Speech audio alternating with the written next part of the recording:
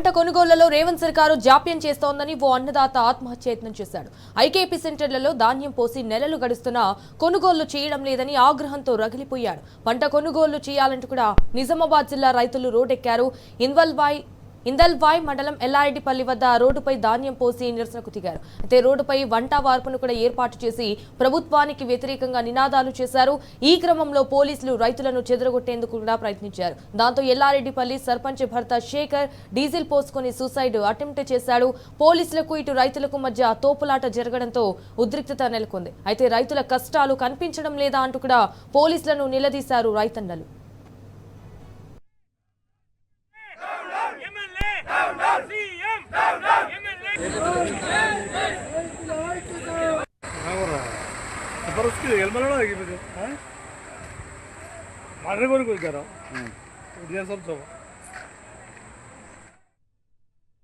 ఎప్పుడైతే సీజన్ అయిపోయిన తర్వాత రైతులందరూ మెరుగు పనుల కోసం ఒడ్లు వరాలు తయారు చేసుకునే వాళ్ళని ఇలా రోడ్డు మీదకి తీసుకొచ్చిన ప్రభుత్వం ఏదైనా ఉన్నది అంటే అది కాంగ్రెస్ ప్రభుత్వం అని చెప్పుకోవాలా.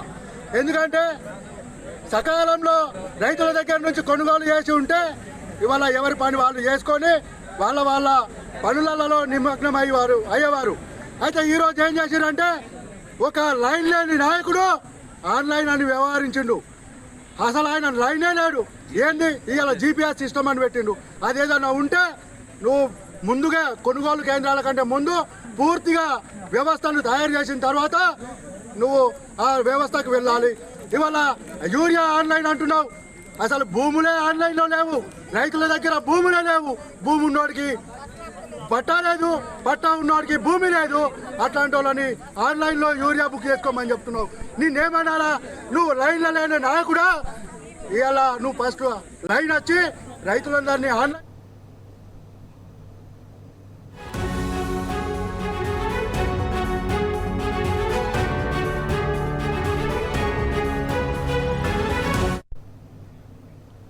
ఇక పంట కొనుగోళ్లలో రేవంత్ సర్కారు జాప్యం చేస్తోందని ఓ అన్నదాత ఆత్మహత్యయత్నం చేశాడు. ఐకేపీ సెంటర్లలో ధాన్యం పోసి నెలలు గడుస్తున్నా కొనుగోళ్లు చేయడం లేదని కూడా ఆగ్రహంతో రగిలిపోయాడు. పంట కొనుగోలు చేయాలంటూ కూడా నిజామాబాద్ జిల్లా రైతులు రోడ్డెక్కారు. ఇక ఇందల్వాయ్ మండలం ఎల్లారెడ్డిపల్లి వద్ద రోడ్డుపై ధాన్యం పోసి నిరసనకు దిగారు. రోడ్డుపై వంట వార్పును ఏర్పాటు చేసి ప్రభుత్వానికి వ్యతిరేకంగా నినాదాలు చేశారు. ఈ క్రమంలో పోలీసులు రైతులను చెదరగొట్టేందుకు ప్రయత్నించారు. దాంతో ఎల్లారెడ్డిపల్లి సర్పంచ్ భర్త శేఖర్ డీజిల్ పోసుకుని సూసైడ్ అటెంప్ట్ చేశారు. అయితే పోలీసులకు రైతులకు మధ్య తోపులాట జరగడంతో ఉద్రిక్తత నెలకొంది. రైతుల కష్టాలు కనిపించడం లేదా అంటూ కూడా పోలీసులను నిలదీశారు రైతన్నలు. రైట్ గా ఇదే విషయానికి సంబంధించి మరిన్ని డీటెయిల్స్ మా ప్రతినిధి రవీందర్ ఫోన్ ఇన్ ద్వారా అందిస్తారు. రైట్ రవీందర్, చెప్పండి, రేవంత్ సర్కారు రైతులకు ఇచ్చిన హామీలు ఏమయ్యాయి? అండ్ ధాన్యం కొనుగోళ్లలో అయితే జాప్యం కారణంగా రైతులు ఆత్మహత్యలకు పాల్పడుతుంటే ప్రభుత్వం ఎందుకు మౌనంగా ఉంది?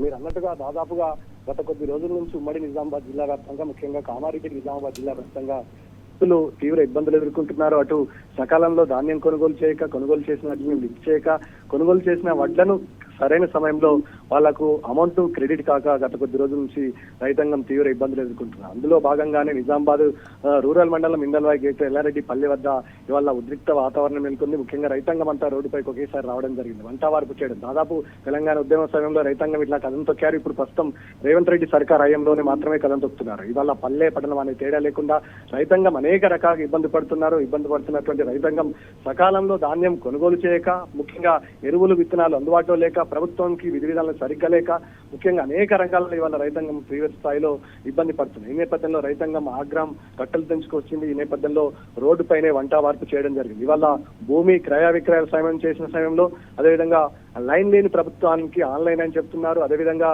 ముఖ్యంగా యూరియా కొరత, ఆన్లైన్ లో యాప్ల ద్వారా యూరియాను బుకింగ్ చేసుకోవాల్సిన అవసరం ఉంటుందంటున్నారు.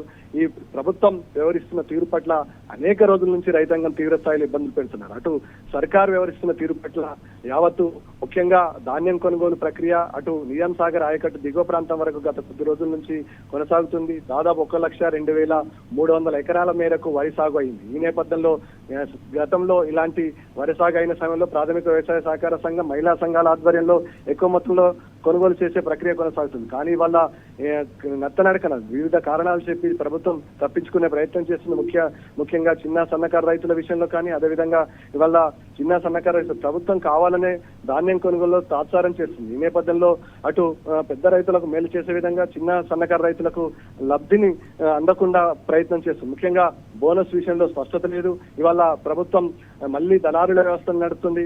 ముఖ్యంగా రాయలసీమ అదేవిధంగా అటు ఆంధ్ర నుంచి దళారులు మళ్ళా ఇవాళ నిజాం సాగర్ పర్యాక ప్రాంతంలో రైతులకు వెళ్ళు బేగల్లా వాలుతున్నారు. ముఖ్యంగా పచ్చి వడ్లను కొంటామంటున్నారు. పచ్చి వడ్లను నయానాబాయను ప్రభుత్వం ఏర్పాటు చేసినటువంటి ఏదైతే నిర్ణీత గడువు 2300 మద్దతు ధర కాకుండా ఇవాళ దళారులకు అమ్ముకోవాల్సిన పరిస్థితి ఏర్పడుతుంది. 1800 రూపాయలు పచ్చి వడ్లను కొనడం వల్ల నష్టపోతున్నామని, ఇవాళ నష్టపోయిన వడ్లకు బాధ్యులు ఎవరని ముఖ్యంగా ఎఫ్ఐ కొనుగోలు కేంద్రాల్లో ప్రక్రియ నెమ్మదిగా అదేవిధంగా హమాలీల కొరత వల్ల పూర్తి స్థాయిలో ప్రక్రియ వేగవంతం కాక రైతాంగం తీవ్ర స్థాయిలో ఇబ్బంది పడుతున్న పరిస్థితి కనబడుతుంది. ఇవాళ అటు నిజాం సాగర్ దిగువ ప్రాంతాల నుంచి మొదలుకొని అటు బాల్కొండ ఆర్మూర్ వరకు నిజామాబాద్ రూరల్ వరకు దాదాపు 1,47,600 హెక్టార్ల వరి సాగుకు సంబంధించిన ప్రక్రియ వల్ల గందరగోళంగా సాగింది. ఈ నేపథ్యంలో రైతాంగం అంతా ఆగ్రహం వ్యక్తం చేస్తున్నారు. ఎల్లారెడ్డి పల్లి సమీపంలో ఉన్నటువంటి గ్రామ సర్పంచ్ భర్త ఇవాళ ఒంటిపై కిరసనాయిలు పోసుకునే పరిస్థితికి ఏర్పడింది. ముఖ్యంగా పెట్రోల్ పోసుకోవాల్సిన పరిస్థితికి ఏర్పడింది. అంటే పరిస్థితి ఎంత సీరియస్ గా ఉందో అర్థం చేసుకోవచ్చు. ఇవాళ రైతులను ఒక అగాధంలోకి నెట్టింది ప్రభుత్వం. ముఖ్యంగా సొన్న వడ్లను బోనస్ ఇస్తామని చెప్పి అనేక మాయమాటలు చెప్పి ఇవాళ తప్పించుకునే ప్రయత్నం జరిగింది. ప్రభుత్వం మాటలు నమ్మినటువంటి రైతులు సన్న వడ్లను సాగు చేసుకోవడం జరిగింది. ఇవాళ కొన్ని ప్రాంతాలలో దొడ్డు వడ్లను కొనే పరిస్థితి లేదని తేల్చి చెప్పడం జరిగింది. రైతులు ప్రతిఘటించారు. రైతులు కూడా ప్రాణ త్యాగానికి అంటే సిద్ధపడుతుంటే క్షేత్రస్థాయి అధికారులు అసలు ఏం చేస్తున్నారు? ఈవెన్ అంటే కనీసం రైతులకు భరోసా ఇచ్చే ప్రయత్నం ఎందుకు జరగడం లేదు? ప్రభుత్వం ఇవాళ ఒక గందరగోళమైన వాతావరణాన్ని కావాలనే సృష్టించింది.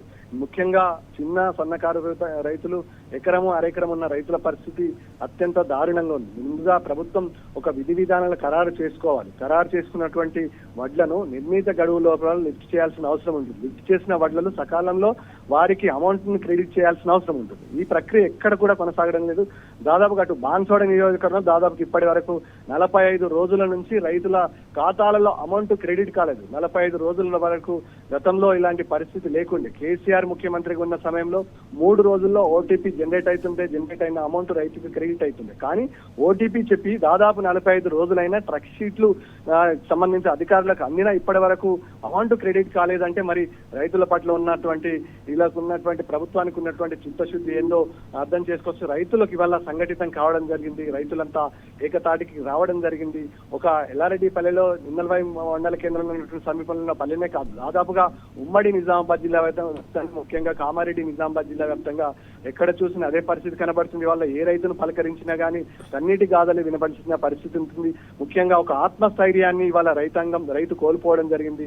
బాధ్యతాయుతమైన ప్రతిపక్ష పార్టీగా ఉన్నటువంటి బీఆర్ఎస్ పార్టీ ఆ రోజు ప్రభుత్వంలో ఉన్న సమయంలో ఆ రోజు కేసీఆర్ వడ్లను కొనేవారు. కొన్న తర్వాత సకాలంలో రైతుల అమౌంట్లు క్రెడిట్ అయ్యేది. ఈ నేపథ్యంలో గతాన్ని గుర్తు చేసుకొని రైతాంగం ఇవాళ కేసీఆర్ ఉన్న సమయానికి రేవంత్ రెడ్డి పాలన కొనసాగుతున్న తీరును చూసి రైతులంతా గతాన్ని తలుచుకొని బాధపడ్డ సందర్భం అనేక సార్లు రైతాంగం నోట్ల విన్న పరిస్థితి స్పష్టంగా కనబడుతుంది. Okay, all right Ravindra, thank you for the updates.